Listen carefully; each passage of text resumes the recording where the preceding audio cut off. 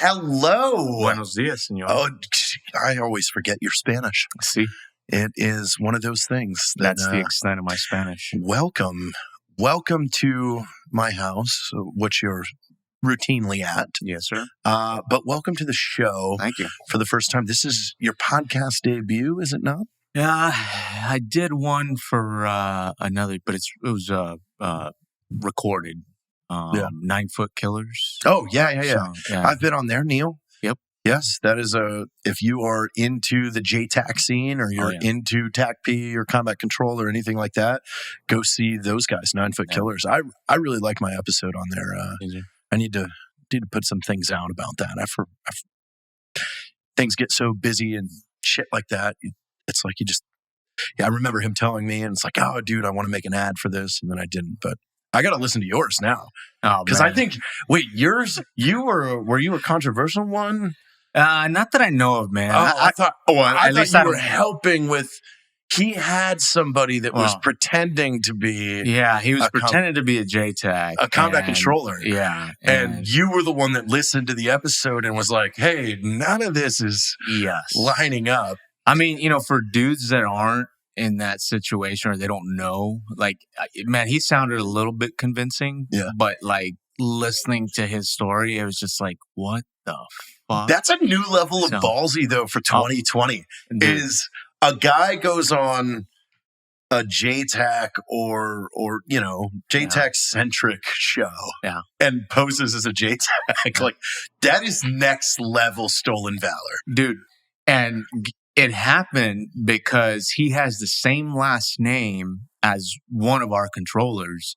And it was just kind of like, hey, do you know this guy? When you start running hey, because you'll just use the last name. Yeah, and we all, you know how it is. We always vouch for our guys. And he asked somebody in the community, and they said, oh yeah, that dude's a stud, and the real guy's a stud.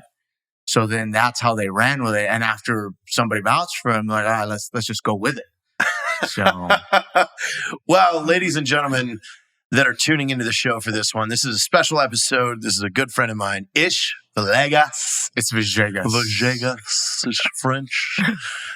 You started speaking Spanish, but you have a French name. No, I'm just kidding. I'm straight up Mexican. No, Ish and I go back a long time. We stationed in the same place, about 12 feet from each other in Fort Bragg, North Carolina, or Pope Air Force Base back then. Hope. When it was still an Air Force Base. I was in the dorms. I was in the barracks there. Yeah. I was in there for a little while because I got in trouble. I got in trouble and they kicked me out. I should have done that. I don't know why I didn't think of it. But Mr. Ish here is a former 1 Charlie 2, because those don't exist anymore, right? No. It's a 1 Zulu 2 now? Yes. Yeah. I would have been a 1 Zulu 3 now. Is that true? That is correct. Okay. So, prior combat controller, you're retired now. Congratulations. Thank you. That happened recently. Oh, yeah. Which is why we get to do this. Oh, yeah. I'm free. You finally get to say everything that you've been saying and getting in trouble for. Yeah, pretty much. But yet, so tell us about your military history. Where'd you grow up? Where'd you graduate high school? And what brought you to the Air Force? Well, man, I was actually born in Mexico City, so I got the stamp. Hecho en Mexico. All right? So, but anyway, I was born in Mexico City, and my parents immigrated. I lived a couple of years with my grandparents as they, came and they got established. I don't know whether it was legal or illegal. I don't give a crap. But anyway, they came out here, and then when I was about 5 years old is when they sent for us, and we ended up immigrating to the U.S. And then I kept going back and forth all the time. So I lived in San Angelo, Texas for a little while. It's the armpit of Texas, at least one of the towns. Yeah, everybody that lives in a place outside of like the 4 cities, they all say that. Oh yeah, no, they legitimately are. It's a booming town now because they've discovered oil. But other than that, it's miserable. It's like Fort Stockton. Yeah. I looked on Zillow driving through Fort Stockton, like to see what the most expensive house was there. Yeah. Not very. No, I mean, the best thing you could find was a trailer with AC. Yeah, that's living there.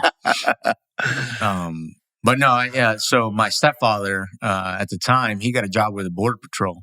So we ended up, I think it was my 4th grade year. Right? So I completed 3rd grade. This is like Inception, isn't it? Oh, yeah. Like you guys came up here and then your stepfather got a job with the Border Patrol to keep all eyes off. Oh, yeah. Look at this. This is how to smartly do things. And that's actually, probably a contributing factor as to how I got my citizenship. I don't know. But yeah, so we moved to Del Rio, and I did all my growing up in Del Rio, and then going back and forth to Mexico. There's a little town about 3 hours south up in the mountains in the state of Guerrero, right outside of Acapulco. But anyway, I grew up there. I spent my summers in Mexico, and as a kid, man, I would see the soldiers coming down off the mountains. And, not SF or anything like that. It's just the soldiers with guns and all that. But, it captured my attention and my curiosity. And I was like, wow, and a kid, you don't know jack, So I was kind of looking at them and I was like, damn, that's awesome. I want to carry a gun. I had no idea what the hell, I had a small concept of what the hell a gun was, right? And anyway, so that kind of sparked my curiosity into the military. And so when I came over to the States, I used to watch Charlie Sheen, Navy SEALs, Oh, God, yes. Yeah, that was a classic. So, like, what made me want to be a SEAL is the scene where Charlie Sheen jumps off a bridge. And I was like, that's a crazy... Out of the Jeep. Yeah, that's a crazy motherfucker. That's what I want to be, But anyway, I was like, when I graduated high school, I was like 128 pounds soaking wet, 127 maybe, Had you ever swam? No. Besides floating? You graduated high school. Yeah. Having never really been in the water at all. We used to have a creek, San Felipe Creek. So the way I taught myself, not necessarily swim, but I taught myself how to float or stay afloat with the current. So we had this wall, and like we'd jump off the wall into the deep end, and the current would take you out to the shallow end. And that's how I learned to stay afloat. So I never really learned to swim, but I actually attempted to swim because, how everybody is. They're like, yeah, you're doing these jobs and you got to be able to swim and all that stuff. So, I went out to the lake one time, Lake Amistad, and like, I don't know why, me and my buddy, we had the bright idea of swimming in our pants and our shirts on just to make it harder, right? Because we're training for we're SEAL training, right? Oh, so you first go talk to a Navy recruiter. Well, no, this is before I talked to anybody. All right. So you watched the movie VHS in on a sick day from school. Oh yeah. And now it's like, it's all, hey, we're gonna train to be SEALs. Yep. We're going to be SEAls. And the first step is go out into the middle of the lake and swim with your clothes on, swim to shore. Oh, man. So didn't do a whole lot of swimming. It was mainly floating. So, and at some point, like we told the boat, it's like, hey, man, if we're not on shore by whatever certain amount of time, come get us, right? So as we're floating, my buddy Eric, like he kept me afloat when I started cramping. Like I could not swim and I was going under, and he's like, hey man, take your pants off. So here I am. He's trying to hold me up. Like he's got me by the hair, holding me up, and I'm sitting there taking my pants off. He grabs my pants, throws them up over his shoulder, and pretty much held on to me the entire time until the boat came out. And I was just scared shitless. I thought I was going to drown, but anyway, I was like, yeah, I need a little bit of practice. So, oh man, but where does this spark? Where do you transition from SEAL to Air Force? Well, it was funny because I went and talked to the SEAL recruiter. It was a little shopping center downtown where it was, the Navy, the Army, and the Air Force and the Marine Corps. And Marine Corps never really appealed to me. I had a few buddies that had already gone in, and they're like, dude, I joined the Marine Corps. I was like, all right, that's good. I never had that spark either. Like looking at, because we had the same thing. Yeah. All four were in a line. I never once looked at the Marines and thought, oh, I want to do that. It was the same thing, SEAL or Air Force. Yeah. Just because my dad had spoke so highly of the Air Force, being a Navy guy, I just had it programmed in my head that oh, this is the cool one. They've got cool jobs.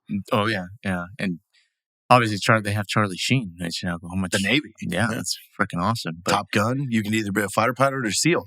You have two options when you walk in the Navy Recruiter. Yeah, I'm gonna fly. Sorry, you ain't smart enough. All right, sounds good. So you go down there, and so I'm talking to the SEAL recruiter, right? And I'm like, hey man, I want to be a SEAL. And he's probably laughing because I'm literally 127 pounds. My shoulder bones are. Say, we got another one. And at the time they were not providing contracts for guys coming in straight into the SEAL program. So they explained to me, like, you have to do it at A school. Yeah.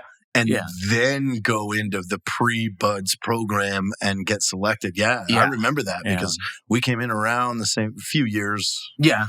When did you come in? 2002 is when I signed my contract. Yeah, I came in, or I was looking early 97. It was like January, February. Same thing though. It was like you had to pick a rate, go to A school, and then hope that you got laterally shifted. Yeah. So, my mindset at the time was like, man, I really do not want to, and everybody thinks you're going to get stuck on a ship, So I was like, I don't want to get stuck on a ship. So I was like, hey, thank you, but no thank you. And so I walked over to the Army recruiters because Green Berets, I was like, maybe I can be a Green Beret, they do pretty cool shit. So I went in there and it was basically the same thing. It was like, hey man, you have to do 2 years. You have to be an E5. Yep. E5, 2 years, minimum 2 years in the Army before you can apply for the Q course, and I was like, damn. So I'd pretty much given up, right? And so I walked out of the recruiter's office and I had the Air Force recruiter was standing at the door, Hugo Martinez. Like I don't know why. I'll never forget his name, He's like, hey, bro. And ironically enough, when I was doing the Special Operations Recruiting Liaison, I actually got a chance to work with him again. No kidding. Yeah, it was badass. I've never met mine again. Her name was Lipke. Yeah. But my buddy Nick is the guy I took over for. He was working with him, and he sends me an email, and he's like, hey, do you know a guy named Hugo? And I was like, holy shit. I'm like, yeah, Hugo Martinez. And anyway, long story short, we ended up working together. But anyway, as I'm walking out, I'm like bummed out, and I'm like, man, I'm not going into the service. Like, this is bullcrap. And I was, kind of a little upset, a little sad. And he's like, hey man, what are you looking at doing? And I'm like, you know what, man? I'm like, the Air Force does not have what I'm looking for, because you think of the Air Force and it's all zoomies. Yeah. Planes, that's maintenance, pilots, computers, maybe computers. Then, I think we were starting out with computers. Then, typewriters, space, glasses, But he's like, well, hey man, come on in. He's like, I have this job where they get to work with the SEALs and they get to work with Green Berets and they get to shoot guns and they have a lot of the same toys. And it was an old school pamphlet, pretty famous pamphlet, where the Combat Control School tower, or the old Combat Control School building up on the hill, where I forget the name of the chief that's standing underneath. He was Master Sergeant at the time. And he's got motorcycles, quads, guns, and everything all around him. They played me a VHS tape. Oh, really? Yeah. She was like, have you ever heard of Combat Control? And put in a VHS tape. And I watched this. It was a horrible ad for it because I didn't. When you're new like that, those two words don't make sense together. Yeah. Like, wait, what? Combat control? Yep. What is this? Yeah, and no recruiter knows anything about it. Exactly. So she's like, it's like an air traffic controller, but in other places. Yep. And I'm like, still like not putting any of this together at all. Yeah. See, and I didn't even get the air traffic control piece. Like, I think he mentioned at some point that he sent one of my classmates up to air traffic control, but it really didn't dawn on me that, he was putting, air traffic control in the same category.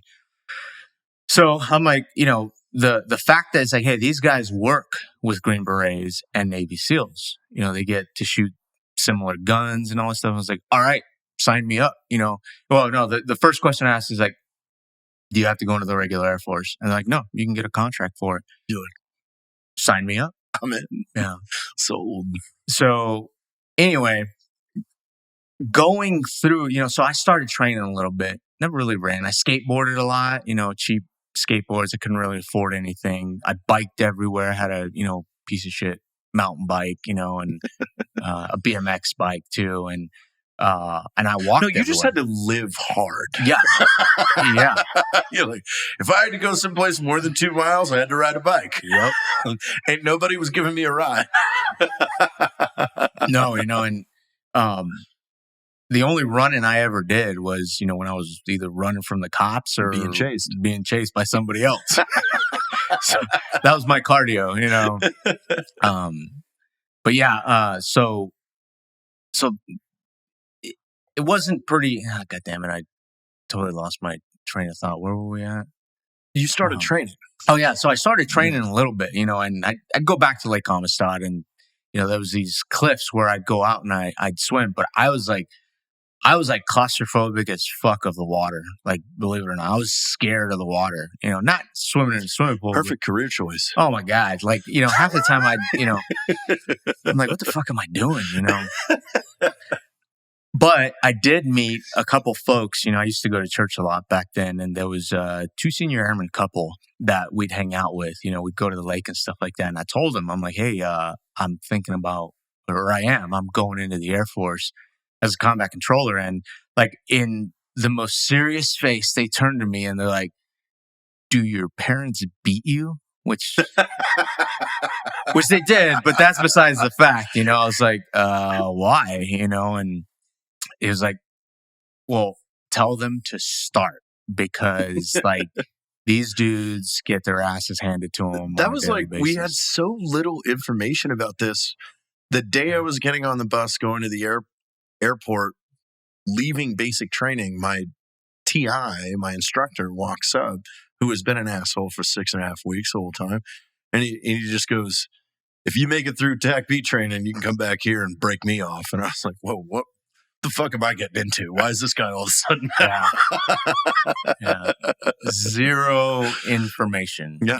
Like, that's the only thing I knew about it, is like you get to work with these special operations guys. Looking back on it, I think I liked that better. Yeah. Like, going in just completely blind and like, oh, okay. Yeah. We're doing that now. All right. Like, it's way better than seeing all, like, because I field, just like I'm sure you do, and things like that, all the questions of these young kids that are asking, hey, what could I do to prepare? They're watching every video possible of this. And it's like, I don't know if that's good or bad. For me, I'm glad I didn't know. Yeah. And it was just, every day was a surprise. And it's like, fuck, I'll quit tomorrow. Yeah. Yeah, take it one day at a time. Like, somebody told me take it 1 second at a time, 1 minute at a time, 1 hour at a time, 1 day at a time. And that was really key to these jobs. It's like, because you're working out, you're getting your ass handed to you on the daily, and I think people have a skewed concept of like what it is to really work out all day. You get your breaks every now and then, but when I was going through, my entire body would hurt. My hair hurt, because we just get hurt, and it's structured completely. But add in the unknowns. Oh yeah, because you don't know when it's going to end. The unknown so is the the second worst. you guys pick up that log, it's like, how long are we doing this? Yep. Yeah. So, but so they were hoping that your parents beat you more. Yes. Yeah. So, but anyway, so I was dating my high school sweetheart at the time when I, like you do. Yeah. So, and basically the entire me going into the Air Force, a lot of it was for college, like every other kid does. Like, you want to go to college. We say that in the beginning. Yeah, I'm doing this so I can go to school. Yeah, college is the thing to do. You can't get a good job without college. But yeah, so I was dating my high school girlfriend, and we went through a little bit of a breakup, and so I changed my contract to an aircraft mechanic, because that's what I did in high school. I did Del Rio High School. AMP. Yeah, they had that program, and so I was like, this is what I know, this is what I like. If she doesn't want me doing combat control, then I'm going to go ahead and do aircraft mechanic. So when I was in basic training, actually, I think I was on my way to basic training. She ended up sleeping with my brother. And, like they do. No, like they do. It was classic, but it was awesome. I didn't, at the time I didn't give a shit, because I was like, all right, I'm free. Like I can do whatever I want. And I didn't know that combat control at the time did recruiting and basic training. Yeah. So they came over and they gave us the PJ, CCT, TACP, EOD, and all the other ones. And SEER, yeah. So when they came in, it was a couple of days after I found out, and you're like, you're ready. I was like, you're hungry. I'm doing it. Like, sign me up, So 3 guys from my flight signed up and we went and took the pass test, I pretty much didn't do anything in basic training, but do, stuff, get ready for special or combat control. But so they brought everyone that was interested out to, the chaparral, you did the swim. You did the swim was first. I believe it was the swim first. So, when the cadre came out, I mean, and you're scared shitless in basic training. I didn't know what the hell was going on. Everybody's just yelling, much, much, much more so than in basic training. I wasn't scared of the dudes in basic training. Like I wouldn't. They were Air Force guys. Yeah, but when these dudes came out, I was scared shitless. Well, I remember my first day was just, ooh, these guys are big. Yeah. Like Air Force basic training, I had tiny, lanky fucking pack clerks. Yeah. Like, I was an admin guy. Oh, cool. Yeah. Man, my TI, like he used to, the brim of his hat, as he's standing there, he'd be like right up on my nose level. And he was like, just like kept bumping me, yelling at me. And I was just getting pissed. So I'm clenching my fist, like ready to deck him. And he's like, punch him out. Oh my God. Yeah. Like, he asked me, he's like, you want to hit me? I was like, yeah, kind of. Yeah. And he backed off after that, but I was like, all right, cool, whatever. But anyway, the cadre, man, and I don't know what it was comprised of. I think it was like all the career fields. And this is right after you graduate basic training, you go into orientation. No. Oh. This is it while I'm in basic training, yeah. So they take us out to the chaparral and they bring out this bucket of shorts that are missing drawstrings and they're like XXX and they've been stretched out, and so I'm sitting there scrambling to get some shorts. And I can't find any that fit me. And everybody else is already in the pool. So I'm like, just tossing them everywhere. And then finally yelling at me like, Villegas, get in the effing pool, and all that stuff. So I just grab a pair and I put it on and I tried tying a knot and it like I could not keep them up. So I don't know how I managed my first 2 underwaters, but I did them, and then come the surface swim. Like, man, I struggled, and this is in the 50-meter pool. So I struggled like that the first lap, and like I just heard them yelling at me, like you're going to fail. And I was like, screw it. I just let the shorts go and they were wrapped around 1 foot for a while. I tried to hold on to it with 1 foot and I swam the damn thing naked, You just said, fuck it, full send. I said, fuck it. And the thing is like, I failed by a couple of seconds. I failed. And I don't know who the instructor was, who the cadre was, but, one of the guys like, you failed, get out of the pool. And I was like, shit. Like, I was just, like pissed off, And then I heard the other guy was like, hey, bro, like, I saw him struggling. Like, he was a couple of seconds off. But he swam it naked.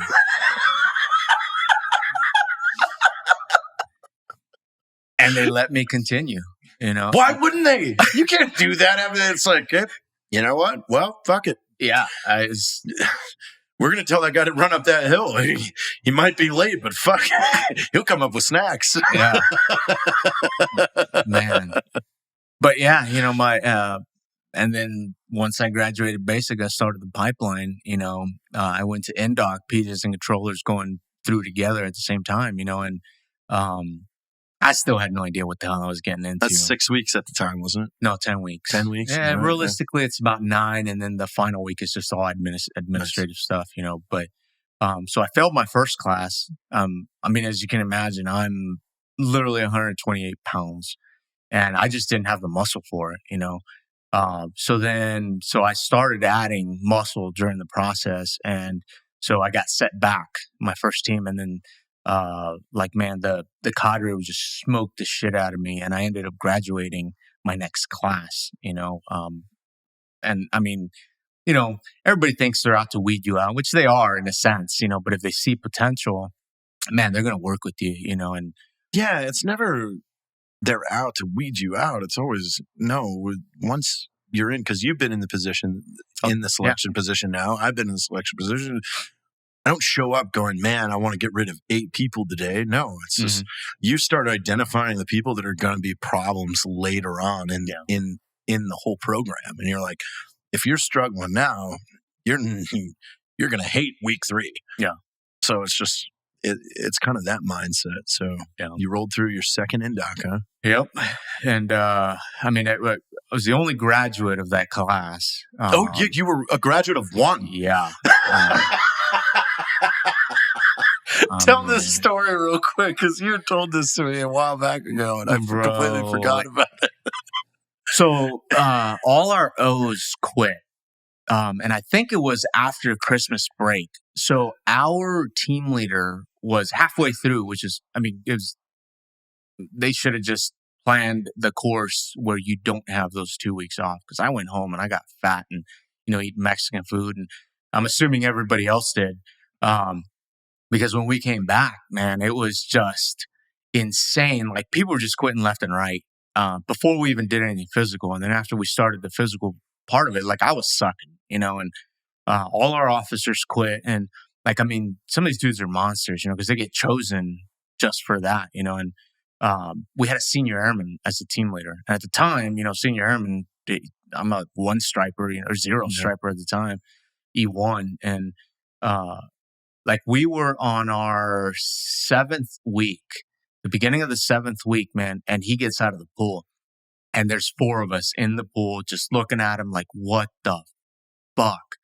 Like, he's quitting. Like, everybody's looking at each other like, are you going to quit? If he quits, are you going to quit? And everybody's like, it was scary, man, and he ended up walking back into the pool. And I was like, oh, thank God. So we continue on. And so at the end of the week, we had all our evals, and all those dudes failed 1 event, So going into week 8 or week 9, anyway, they had to redo their evals. And since I'd passed all my stuff, I had to basically be their buddy, like buddy breathing and all that stuff. I had to help them out a little bit. And I remember the cadre were like, Ish, like, you've already passed. Don't forget that shit. And I was like, you already fucking passed, right?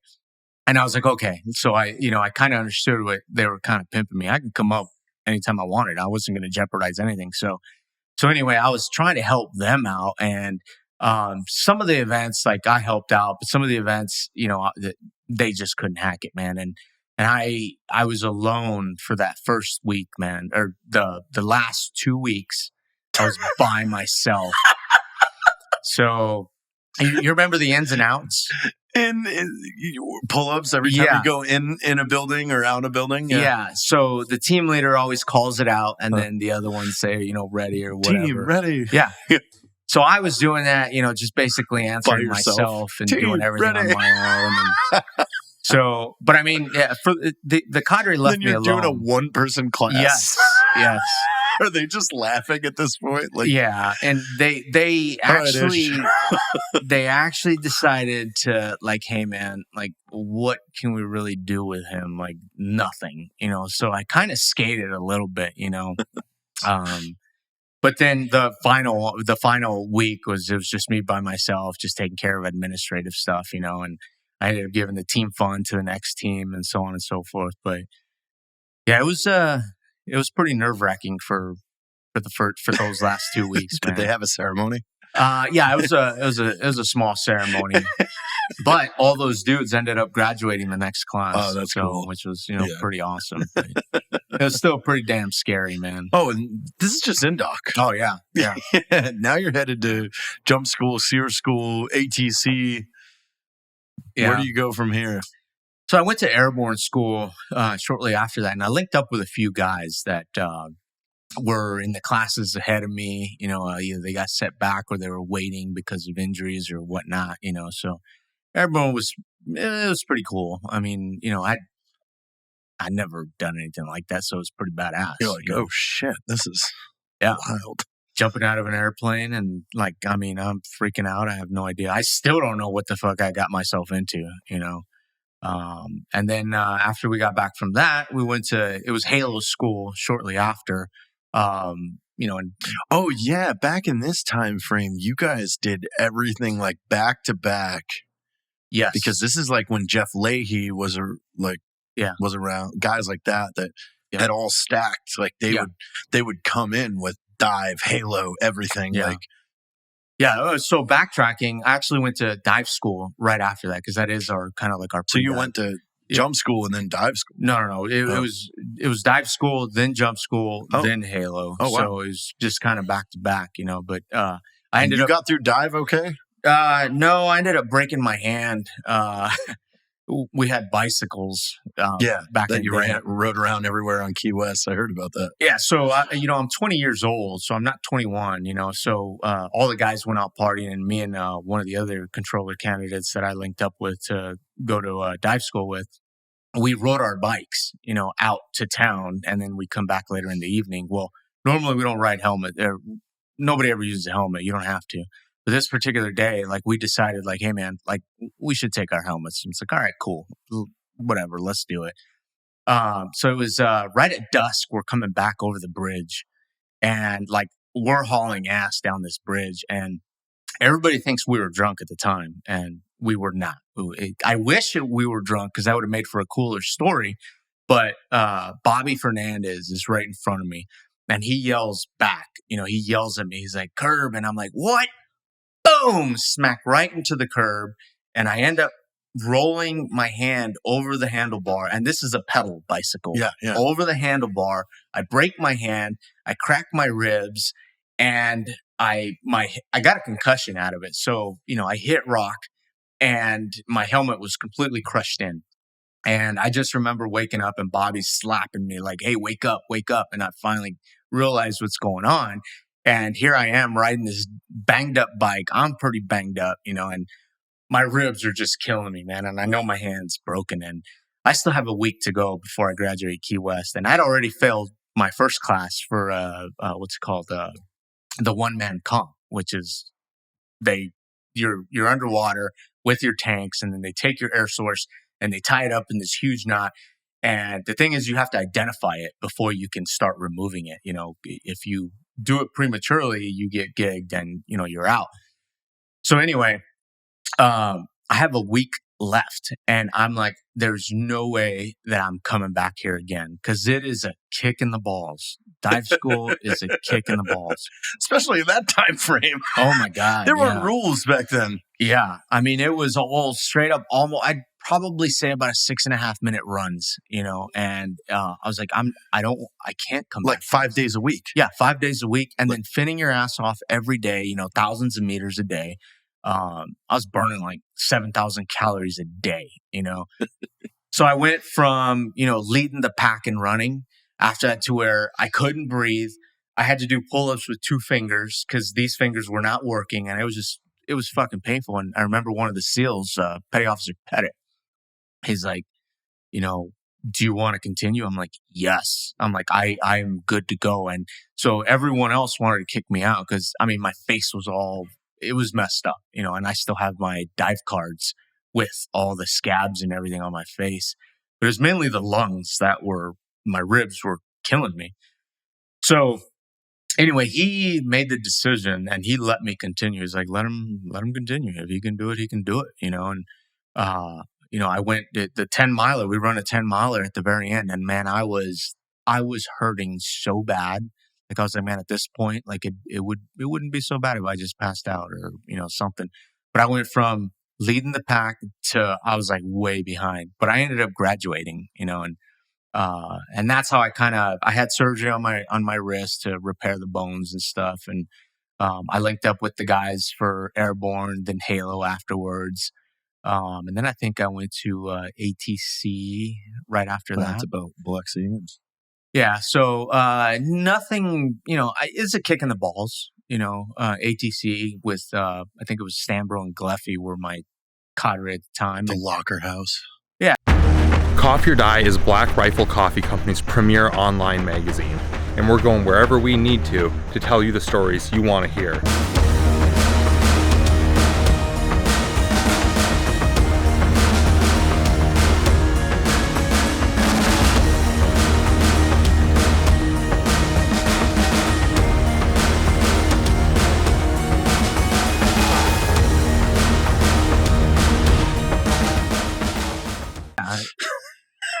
We won't talk about what went on in the Locker House. Oh, like I haven't heard enough stories of that place. We won't talk about the showers. We won't talk about any of the parties. Yeah, it was like a straight up frat house. Yeah. But anyway, yeah, that was awesome. It was. And then you head to Fort Bragg for CCS, the hardest part of this whole endeavor you have yet to even come to. Yeah. Man, I'll tell you what, Combat Control School was like indoc all over again.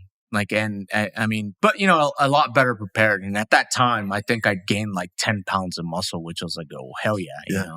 I was a lot stronger. I was a lot faster.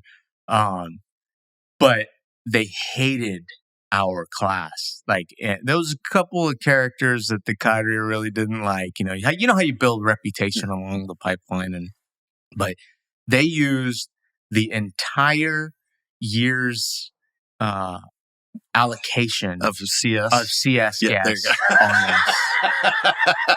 It was gas left and right, and it was just we could not catch a break, man. It's just they hated our class.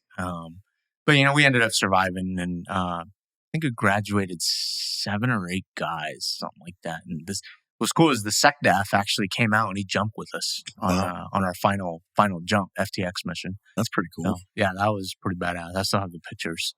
They're pretty legit. And then you get assigned to the 21st, huh? Yeah. So I just do a lateral shift, August of 99, man. Just went straight over to the 2-1 and because there's no AST at that point? No, at the time it was IFAM, initial familiarization, and it was a brand new concept at the time. I think it was, I was like the 4th or 5th class, something like that. So yeah, they sent you out for a month and then you did the entire train up, and then IFAM led into essentially did your 5 level skills. Everything like that. Yeah. And, what is it? IFAM led into, AST, then AST led into STTS, which, it's pretty legit now. It's a pretty damn good. It has program. changed a lot. Oh yeah, significantly. And then you land yourself at Fort Bragg, the 21st Special Tactics Squadron. Yep, 21st STS, and so my first year, man, it was just all train up, and I did a lot of air traffic control, our core, our bread and butter, basically. And surveyed. Yeah, survey. So I would deliberately, I got good with all the guys leading all these different programs, and I wanted to become a pretty well-rounded controller. Plus, I like going TDY, extra money, all that shit. Really, it was more the TDYs. But I started getting in with those guys, started deploying, started getting my skill setups, air traffic control, and one of the guys running the JTAC program came out and he said, "Hey, man, you sound really good on the mic. Would you like to try this JTAC thing out?" And at the time, I think it was like 8 to 10% of the force had to be. It was pre-2001, wasn't it? Yeah. So this is when it wasn't a requirement or this is your job. It's, hey, what do you think about this? Yeah. And I think it was mainly the JSOC guys that had, the JTAC requirement at the time. I think they were required to, but the rest of the SESs really didn't have to do. It wasn't mandated. It wasn't a requirement. And, so I got asked if I wanted to do it, and I was like, "Oh hell yeah!" And I had no concept, of what it. Okay, so we're talking aircraft and dropping bombs. Like, all right, let's do this. Sounds fucking great. Yeah. But I mean, completely different. I think they started changing it after you came in, but we used to do nothing but OPCAS, IP run-ins and OPCAS. No, when I first came in, I mean, everything was high threat environment. Yeah. Everything was IP. Everything was, threat based. Yeah. So, I mean, we just sit on a mountain and this is all we would do, and I actually failed my first eval. It took me like a little over a year, starting in 2000, late 99 into 2000s. And then I got qualified, about the beginning of 2001. And, but it was all OPCAS, completely different, so I failed my first eval because I didn't abort the aircraft because I was waiting for that thing to line up. It is a lot of times, or behind us, a lot of times, you could barely tell the angle of attack. And I'd heard the cadre constantly talking about that, and so I waited and I waited and waited. And I was like, man, it's so hard to tell, and I wanted to abort him, but I didn't. I never cleared him hot or cleared him dry at the time. I never cleared him dry, but I also didn't abort. So I failed because I didn't abort. And then it took me a couple more months to get a re-eval, and I finally passed it, and I was actually on my way to Northern Watch, or I was slotted to go up to Northern Watch for a little while, and I got pulled off of that. Then I had a slot for Ranger School, September 12th, 2001. And, I'm sorry, September 21st, 2001.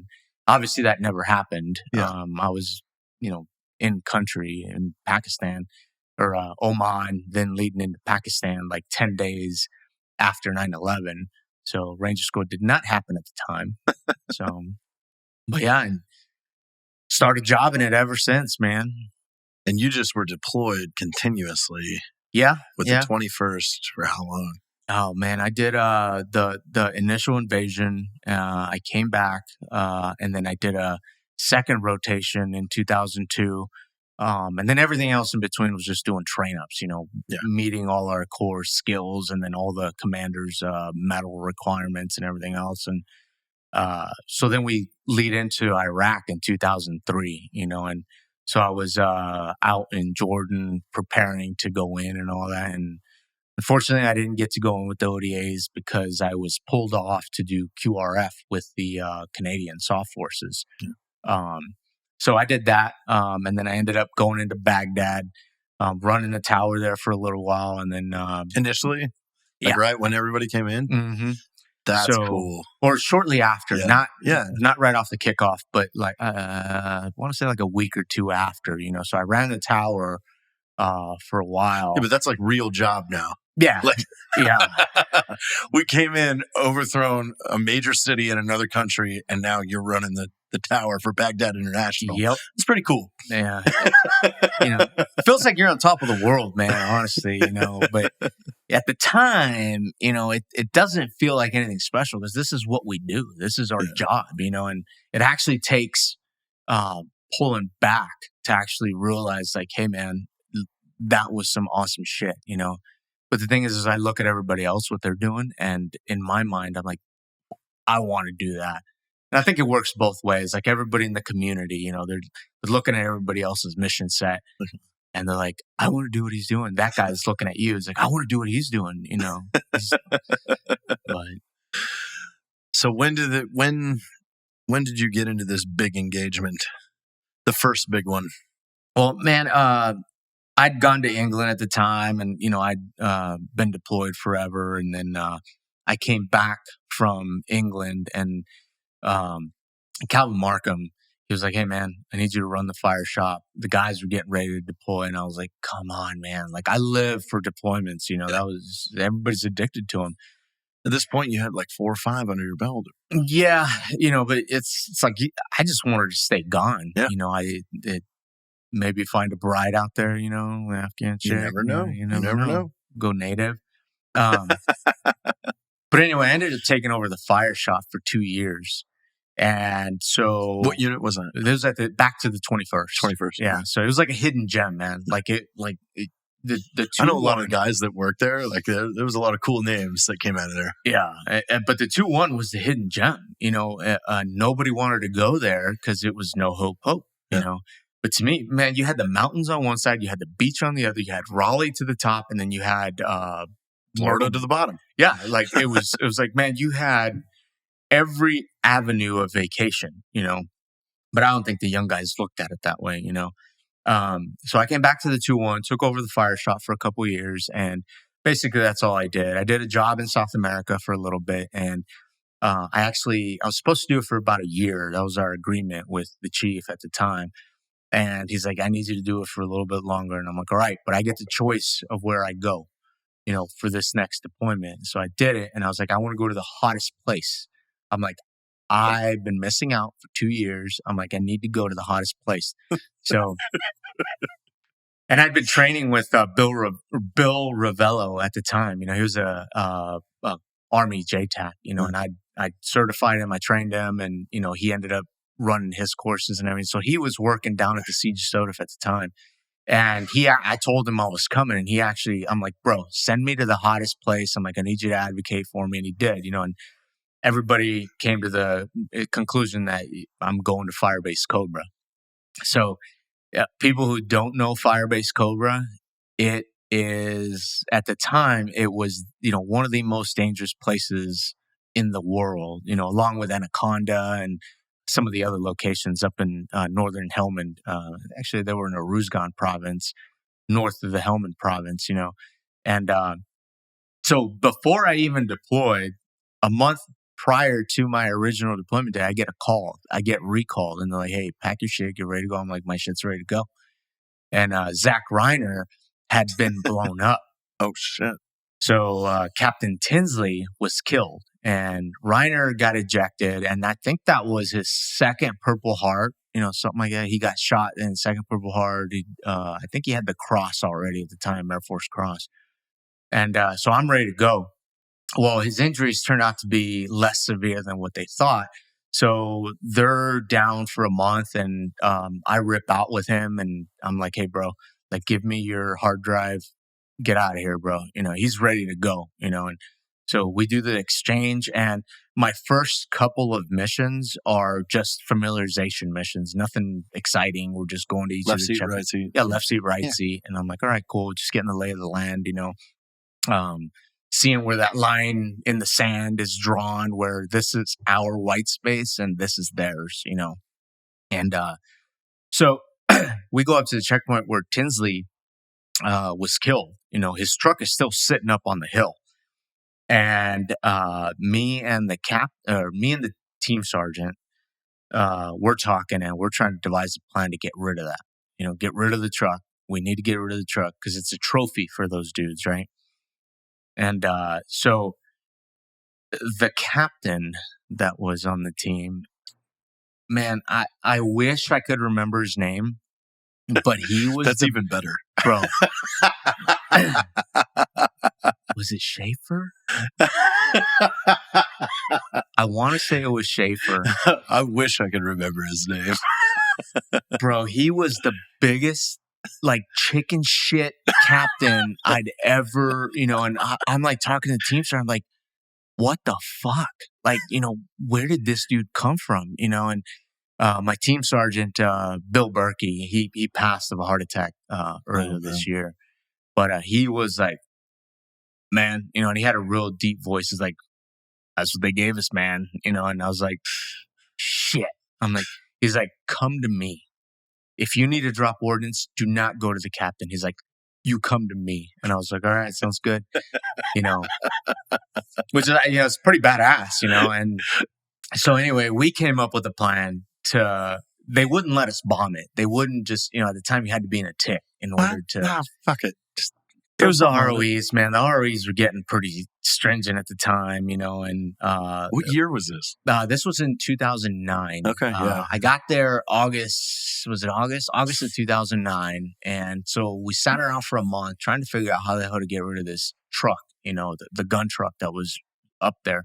And finally we came up with this mission. It's like, hey, let's just go. Let's get in a gunfight and let's try to take it out. And this is their first mission out of the wire since Tinsley's been killed, right? And so we get to the checkpoint. We're checking out the site, and it looks okay. You know, there's not a whole lot going on. But as soon as we cross the river to head up towards the truck, there's a small village on the west side, and then the hills on the east side. So half the team is clearing the village. And so I'm on the truck with the captain. Bill is with the element. He's leading the guys clearing the village, you know, because we don't want anybody coming in behind us. Yeah. And so we start finding IEDs. We find 1, we find 2, we find 3, we find 4. It's like, holy shit. And one of the locals came out and said, hey, you guys don't want to go out there. You know, it's like the place is mined. It's a minefield up there. Because they knew at some point we were going to come. You're going to try and get it. Yeah. So we're like, all right, cool. Thank you for your help. And, you know, obviously we took it seriously, you know, and so we are bogged down now. So we have the column of vehicles winding down towards the village. So me, the dog handler, the dog, the Charlie, and an interpreter, we decide to go off on foot. You know, we're making deliberate movements, and, you know, we're marking IED. We're like up to 12 IEDs, right? Jesus. Like, it was insane. And random locations too. Because they know our tactics, man. Like, they're like, okay, as soon as these guys, they're going to fan out. And so they just put them all over the place around the truck and everything. And so the captain, being scared shitless as he was, like... I love this. Bro, he actually saved our lives. Oh, there you go. His cowardness actually saved our lives, man. Because he called me up and he's like, hey, man, where are you? So I stopped, you know, and they're like, what's up, man? They're like, the fucking captain, bro. Like, he's scared shitless. He wants me back with him, you know, and they're like, what are you going to do? Well, and I hopped on the mic and I was like, hey, sir, I'm like, something happens, man. I can do my job from anywhere. I'm like, I got better viz in this position anyway, you know, and if something happens, I'll just come running right back, you know. And he's like, all right, cool, just stay on the mic. And as soon as we turned around, man, like 15 to 20 feet in front of us, this massive, like, giant IED, remote controlled, goes off in front of us, right? And the first thing, like, I thought I was dead. Like, you know, you get that feeling where it's like you want to puke and it's like your whole body just tingles. And it's like, for me anyway, you know, it tingled and I felt like I was going to puke, and like, it was just surreal. Like, I lost I was disoriented. I didn't know just where I was. Concussion. Yeah. And it was just, but I'm still standing at this time. Yeah. And like, I legitimately thought I was dead, you know? So I'm just like sitting there, and it's like time slowed down. Like, literally time slowed down. Equilibrium just spinning. Yeah. You know, I've never, for a long time, I never said shit about this because I'm like, man, people are going to think I'm fucking crazy, you know? And I was at a buddy's ranch, and one of the guys started talking about it, how, you know, he's like, he correlated it with the Matrix. And I was like, I'm all ears at this point, you know, and I'm listening to him and I'm like, holy shit, bro. I'm like, the same thing happened to me, man. I was like, I thought I was the only one, you know, and so the IED goes off, and I thought I was dead. I thought everybody was dead. And so I'm just standing there in shock, you know, and everything in slow motion. And I was looking at the IED when it blew up, and I'm watching the fire billow out of the ground. It was like, you know, just a bright flash, and then it looked like fire, and then black soot coming up, and it just kept growing and growing. And next thing I know, it's dark because of all the dust and everything that's going around.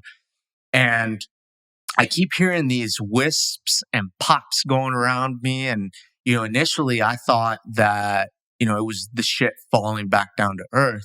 And, you know, I finally started getting my senses a little bit. And my first thought was like, my dick's gone, after I'm like, all right, I'm alive. So I grab my junk and I'm like, oh, thank God it's still there, And so the next thing is like, oh shit, the guys that I'm with. So I look to my left and there's nobody there, and I look to my right and they're all hunkered down and they're already firing back, and it's this tiny little piece of cover and the dudes are like firing over their head. And all I see is like rounds like popping up all around them.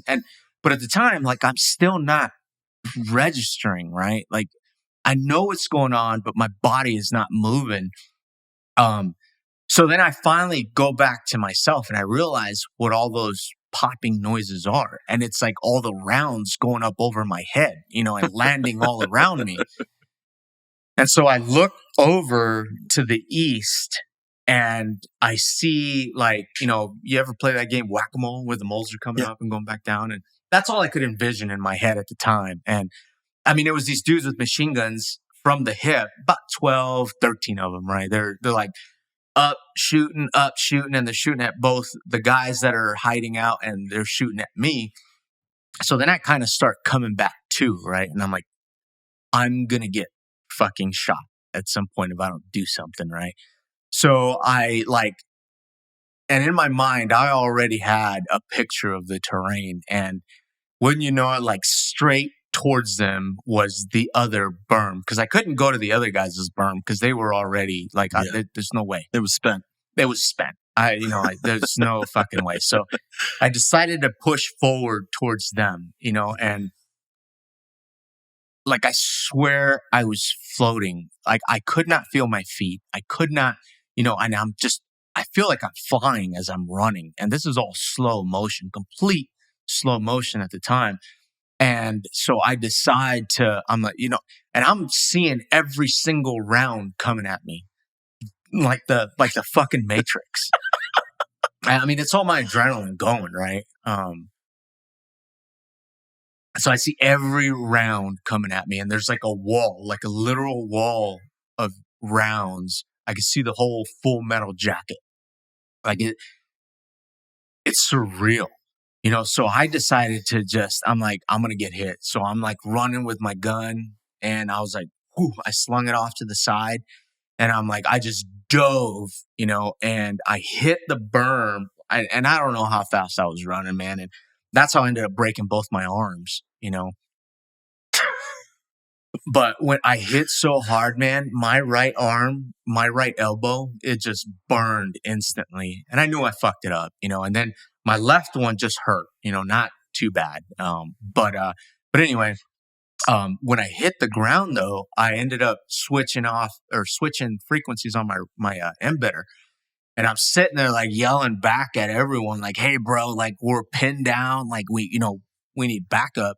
And nobody's got me. I'm like, what the fuck? So I'm like, I position and I'm taking deliberate pop shots.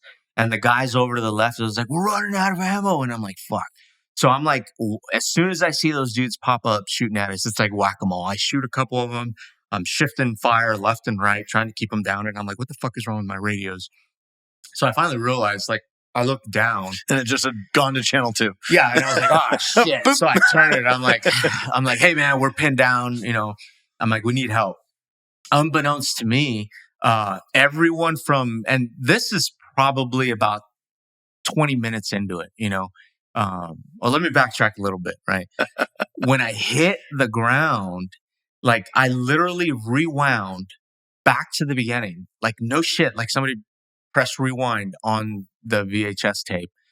And then I did everything real time and I ran forward and I slammed and then everything continued from when I slammed, and then I started firing back, But anyway, I finally figured out the radio situation and I'm calling the truck back and I'm like, we need help, and I'm like, these guys are out of ammo. I'm down to my last mag at that time, 7 magazines and I'm down to my last mag. And this is conserving rounds, and so anyway, my buddy on the ATV, I see him hauling ass. He's like, on the ATV with the 240 on it. And I'm trying to guide him in the direction that I ran. I'm like, this way. And I don't know if he's getting it or not, but he comes up to me and he almost ran over me. because he was going so fast. So he hit the brakes lock up, and he gets up like it's like a fluid motion. He jumps out and he's like, "Where are they, Ish?" And I'm like, "Right there." So then he starts, laying down suppressive fire, and we start to gain fire superiority. So then I start calling in the 105s from Cobra. And so the first, and they're all wraparounds. You got 2 broken arms, and you're now rolling in with a fucking call for fire on 105s. Yeah. I mean, it's all adrenaline, like at this point, like the elbows, they don't matter, The elbows don't matter. Yeah, they don't matter, man. And you literally kick back into Did training you just mode. wag a 4-line as fast as you fucking could? Yeah. It was straight off the map. Boom. Like, boom, and it's a wrap round because we're pushing the boundary of those guns, and the first one lands right in between us. A wrap round, for those of you that don't know, is rocket assisted. Yes. So, and it was I forget they were the guys out of Hawaii. I don't remember. 25th ID. Yes. So I mean, we trained. We put them drill after drill after drill, knowing that we're gonna use them, and how fast they can get rounds out. And I want to say it was like 2.5 minutes, really? Which is fucking for fast. Artillery, absolutely. Yes, for artillery. Absolutely. These guys, who was it? The captain for the other team. So we had 2 teams where I was at. Like, he pushed them and pushed them and pushed them, man. And he got them to the point where they could get rounds out extremely fast, So, rounds start landing, and at this point, they're a little too close for comfort, close to us, because obviously I just 600 meters is, safe distance from artillery. Yeah, this was about 200 meters. So, if that. Good luck. Yeah. So anyway, I started walking them out, and I actually walked them out about 100 meters, a little too far. Then I came back, and I was like, fire for effect. And, I did my shake and bake. Yeah. Let's not go into shake and bake, what that means. But, did a little shake and bake, and it was allowed at the time. Not anymore. But anyway, I just laid down suppressive, artillery. And then, who was it? The Netherlands. So they sent their Apache, the Dutch. They sent in their Apaches. And so before I get into it, the guy that was flying for us that day, he actually got presented their equivalent to the Medal of Honor, and he got a knighthood with it. Jesus. I'm good friends with a knight. I don't know if you know this. But a coalition TIC ROE is a lot looser ROE than the American ROE. Yes, very much so. A lot of people don't know that. Uh-huh. So yeah, he invited us out to the Netherlands, and we got to meet the Prime Minister, and we didn't get to go to the knighthood ceremony, but. Just to add to this. Yeah. We went to the Netherlands, met their president. Okay. So the Apaches show up. So the Apaches show up, man. And, there's tons of guys in the trench lines. They had a system of trenches, and, I'm getting a little bit more essay, and I see all the kids on the other side of the village, like lined up, perched up on the little walls, just watching all the action and the fireworks, And so the Dutch come in, and we start laying fire in the trenches. And what they were doing is they were putting their guns down whenever the aircraft would fly overhead. And I'm like, hey, man, if you see any guns, I'm like, you let me know. I mean, ROEs, you can't fire on these dudes unless they have their guns at me. I'm like, he's like, yeah, I see the guns. And then so I'm like, all right, number 2, I'm like, get ready. As soon as the lead gets out of there, like I had the other dude offset. And as soon as he would come in, he's like, he just picked it up. I'm like, you're clear hot. So, coming in, engaging the trench line, killing dudes left and right. And so he notices that they're all running 30 in rockets? What'd they have? Crap. I can't remember. It was mainly guns. Yeah. 30 or 50? I can't even remember. 30 on the 30s, on the Apache. Yeah. So anyway, we're doing nothing but gun runs and a couple of rockets in there. And so he sees about 20-something dudes run into this cave. So there's a huge, like a washed out embankment, and there's a cave in there. So now I got the fighters overhead. I want to say they were F-18s. Yeah. So I have the Apaches come in, and they're laying down guns, and they're marking it with rockets. They're rocking 12s and 38s. Yeah. Oh. And so I come in, and they both do a run in, and they drop a couple of GBUs, and the cave is still up, partially collapsed. And then I have them come in, do a reattack, and drop 2 more. And at this point, like right into the mouth of the cave, man. And all you hear is the chatter, like, they're all dead. Like, holy shit, they're all dead. They were where the bombs hit, And so we estimated about 32 KIA in that particular area. So now we have, we've already gone past the line in the sand, and this is like, we started the gunfight around, I want to say it was afternoon, 1:00 maybe, something like that. And this is going into period of darkness. So we continue to fight it out. We're still duking it out with them. And we come into the Bazaar village area. And this is after we've collapsed the cave and all that stuff. And the fighting has gone down pretty significantly. You're just creeping forward. We're creeping forward slowly. Neither one of your arms work. Well, they're still working at the time, just on sheer adrenaline. Like but I could feel them hurting, So we go in and we're clearing the village, and the Afghans are fighting it out, and we're doing a deliberate clear of the bazaar. And one of the Afghans comes and grabs my shoulder, and it's nighttime, and he's pointing at the door that he just kicked in, and so I go over there, MBGs, and I'm like, all right, what's up? So I look inside the room, and the entire room is lined with mortars, 107 rockets, from Katyushas. Yeah, the entire room. And there's wires all over the damn place. There's wires right next to the door. And I'm like, everybody back the fuck out. So the damn thing was booby trapped for us. And luckily it didn't go off when the guy kicked it off, because had it gone off, we'd have all, we were in the kill zone, So we back everybody up onto the hill, and this is already starting to come into dusk, and or BMNT, beginning morning nautical twilight. And I still have aircraft overhead, but by this time the fire it's gone down. We're really not engaging. We destroyed everything in the bazaar. I put in a couple of 500-pounders, and it just destroyed everything in the bazaar. So we were out of ammo, we were out of food, we were out of water, and we decided to go ahead and bring it all back. But 17 hours later was the timeline for getting us back home. But no sleep, tired as shit, and so you're coming back the next morning. Yeah. And so you didn't make it to the truck. No.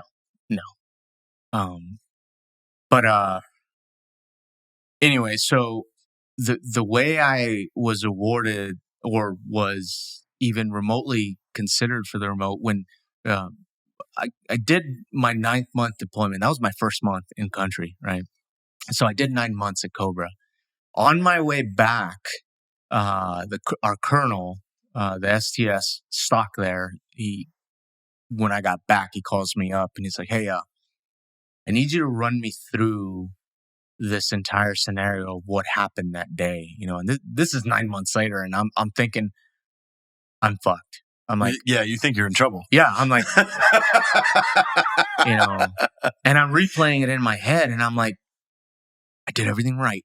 I didn't kill anybody I wasn't supposed to. I'm like, I did everything right. So I'm replaying it. I'm like, yeah, but you still have that, second guess yourself. And so I run him through, in my own words, what had happened. And he has my AAR right there, and at the end of it, he's like, all right, thank you. And I was like, he's not telling me what the hell I'm there for. And I'm like, bro, Can you give me something? I'm like, what is the purpose of this? Like, am I in trouble? And he's like, no. He's like, I think I'm going to put you in for a star. I'm like, why? And he's like, well, you ran through a minefield and all this stuff, right? And I'm like, yeah. And you broke both your arms and still maintained a 16.5-hour firefight. Well, they didn't know, I didn't tell anybody, man. I told my medic, my medic, he was a sports medicine guy, so he wrapped everything up the entire time, because there was no way I was going home, I'd been out of the fight for 2 years. Like, I am not going home. But yeah, I'm like, why am I getting questioned? And he's like, yeah, I'm going to put you in for this. And I'm like, not thinking I'd ever get anything anyway. I'm like, it's going to get downgraded. We're Air Force. It'll get I'm downgraded. an enlisted guy. Yeah. I was like, you know what, sir? I'm like, thank you, for the consideration. I really appreciate it. And in my mind, I'm like, I'm not going to jail. Yes. Like, fuck. But yeah. I mean, then when do you get that call that it was approved? Who called? Man, it was like a year later. And I can't remember. I want to say it was Chief NORAD was the one that was really involved with it. He was I forget what his position was down at AFSOC, but he was really involved with it, really advocating for us. And he kept me in the loop. And I'd completely forgotten about it. And they're like, yeah, it's going to get approved. It's going to get approved. But, in the back of my mind, I was like, yeah. It's nice in theory, whatever. But, I got that call that one day. It's like, hey, it's been approved, man. And I was like, holy shit, are you serious? Like, what? And it's just really surreal, man. It was great to have been considered for it, man. There's, like, I have seen... That's good leadership, though. It is, man. That is somebody going, hey, this situation could have gone fucking 9 ways from sideways, and this is one of the pillars that kept it together. Yeah. And, I'm not going to mention his name, but he was the commander at the time in ESTS West or whatever it's called. But yeah, man, it was really good leadership. 9 months later, like, he took it upon himself to read everyone's after action reports. That's leadership, man. Yes, absolutely. Yeah, that's good shit. We give officers a lot of shit, but fuck, there's some good ones out there. Yeah. Well, that's just one of 2, though. We're going to have you back for the second one. I hope you had a good time, because that was a great story. Oh, thanks, brother. Yeah, thank you for having me. It was awesome. Now you're helping train candidates in all of the Air Force Special Warfare career fields. Are you on the rehabilitation team or? No, training and mentoring, the rehabilitative team and the guys that have not attended the preparatory course yet. Okay. So we kind of take care of all of them. And then the guys who have already gone to pre-dive and the ANS. You're still out there building the future. Building them. And, a lot of it is just mentorship, like getting these guys ready, man. Like you and I, we had no clue what we were getting into. We wouldn't even speak to anybody if we did. Oh, yeah. I remember, I wouldn't talk to anybody over E6. Yeah. They had a beret or anything. I'd be like, I'm good. Yeah. And now I'm Mr. Ish. You know, I am not anywhere near involved. So if anybody's interested in any of these career fields and they want to ask you questions, where can they find you on Instagram? Instagram, it's, what the hell is it? Ish Villegas. No. I don't even know my own Instagram account. Yeah. We'll put it on the screen. Okay. We'll just put it up. It's fine. Right. Yeah, we got that covered. Yeah. Because it's something silly. It's like IV